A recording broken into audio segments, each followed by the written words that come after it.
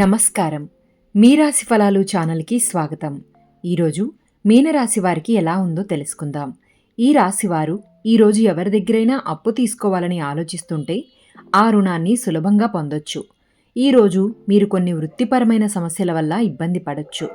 ఈ సమయంలో మీరు చాలా జాగ్రత్తగా ఉండాలి. మరోవైపు కుటుంబ సభ్యుల మధ్య పరస్పర ప్రేమ ఉంటుంది. మీ పిల్లలు చేసే పనిలో ఖచ్చితంగా విజయం సాధిస్తారు. ఈరోజు మీకోసం కొంత సమయాన్ని వెచ్చించండి.